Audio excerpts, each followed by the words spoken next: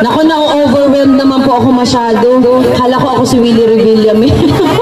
Pero hindi, ako po si Mara Tamundong. Actually, ako po ay pinanganak ng San Andres, Bukid, Maynila. Pero nung tumutong ako ng grade 6, lumipat kami dito sa Leyte Street. Katabi ng Alejo sa gitnang Leyte. Kaya ako very familiar ako sa lugar na ito. Kapag namamalengke po kami ni Mama, dahil mahilig po akong sumama kasi mahilig ako matutong magluto, dumadaan po kami dyan sa dulong Leyte. Ang labas po dito na sa may Sapanta. At dito po kami namamalengke. Kasi may palengke, ayun, nandoon sa Sapanta. Diba ang tawag po dyan, Talipapa. Kasi lagi sinasabi ni Mama, oh, tumayo ka na, pupunta tayong Talipapa, maubusan tayo ng isda. So dito po namamalengke, kumakain po ako ng dugo na gano'n, no? Yung tinitinda dito na piniprito, nung bata ako, kumakain ako, tumatakas na ako kay Mama kasi lagi ako pinapagalitan. Baka daw umitim ako pag kumain ako lagi ng dugo. Na nasa stick, maliit lamang po yun. Yung po yung mga memorya na hindi ko makakalimutan. Sapagkat kapag sinasabi ko sa kaklase ko, saan ka nakatira, Mara? Ay, dito ako sa may sa Panta Arellano. Yung po lagi kong nasasabi dahil ito po yung pinaka main road natin dito. Naku, sabi ng kaklase ko, aba, ang tapang mo naman. Taga sa Panta Arellano ka, aba. Yun ang tingin po sa akin ng mga kaklase ko. Kaya po dito sa Panta Arellano, pag hindi po kayo taga rito, maiilang kayo maglakad mag-isa. Pero dahil ako po nung bata, mahilig ako bumili ng dugo na tinitinda sa palengke. Tumatakas po kay Mama, lumalakad ako dito. Kaya marami po akong kaibigan dito sa totoo lamang. Kaya itong lugar na ito, hindi po talaga nalalayo sa akin. Dahil nandito po ako, hanggang ako po ay maging SK dito sa barangay dyan. Hanggang lumaki po ako. Kaya every now and then po talaga pumapasyal ako dito. Ayan. Ay, parang may nangyayari na ata sa likod. Anong nangyayari? Ay, okay lang sila, Chairman. Magsasayaw po kayo ng Jumbo Hotdog. Sige, okay lang po sa akin para at least mapatunayan natin na kahit na senior kayo, ang buto ay nababanat pa rin. Ayan. O sige po, okay lang po ba kayo? Gusto niyo pa po ba akong kumanta talaga? Hindi, ang bala ko sanang kanta. Sa dami ko na pong kinanta eh. Actually, ang kinakanta ko po yung kahit maputi na ang buhok nyo. Gusto niyo po ba yung naawitin ko ulit sa inyo? Okay, sige.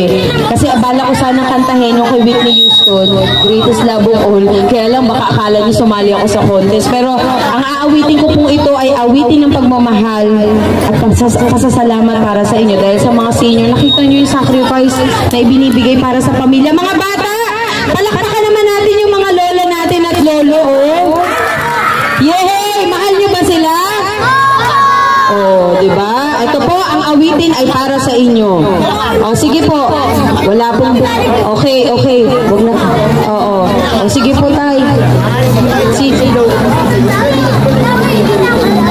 Hindi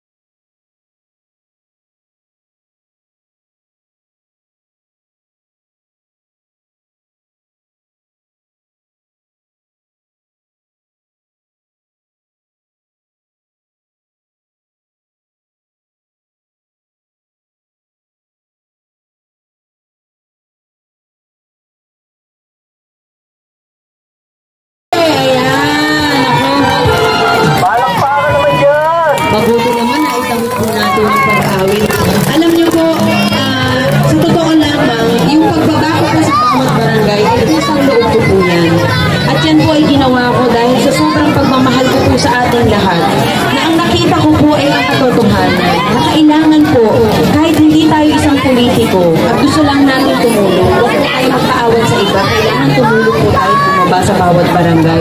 Sapagkat hindi natin kailangan hintayin ng eleksyon o maging isang politiko si Mara Tamundo para kung kailan ang bababa. Sapagkat gusto ko po na malaman ninyo na posible po na merong magmahal sa atin ng tunay. Hindi po humihingi ng kahit na anumang patalo. Yan lamang po yung gusto ko iparamdam sa inyo sapagkat ang kampanya ay hindi po kampanya ngayon at lalong-lalo na hindi po ako nangangampanya. Ang kampanya na ipinibigay ko ay pagmamahal na ang tunay po na maglilingkod ay bababa para sa inyo. Yan po ang tandaan ninyo. At para sa inyo po tayo, yes. Yung tatanggapin ka para kay Mara, ibigay na lang po sa mga kakulang sa tao. Okay na, tuloy po na. Maraming salamat po. Para ako gulo sa inyo rito, dulo kailangan. Salamat po. Yes, oo naman tayo. Pero ang gusto ko mabigyan ka dahil ikaw ay narito. Kasama kita. Opo, unang-una. Okay. O sige po, salamat tayo. Salamat po. Ngayon, ang gusto ko lamang sana magkaroon tayo ng pagkakaisa dahil ang isang layunin lamang po natin ay magkaroon po ng pagtutulungan at maibaba po ang direktang benepisyo sa inyo katulong po ang ating mahal na Pangulong Bongbong Marcos. Para sa mga kabataan, meron kayong Jollibee na burger at juice at meron kayong tag-iisang bola. Sa mga senior citizen po na nakapiling po ngayon, bibigyan ko po kayo ng tag 1,000 pesos each para makatulong po para sa inyo. Ngayon naman po, para sa mga iba, pwede naman po ako bumalik sa ibang araw sapagkat ang gusto ko lamang po talaga ay yung ipinangako ko na ako ay babalik po talaga ako. Maraming salamat po sa inyo.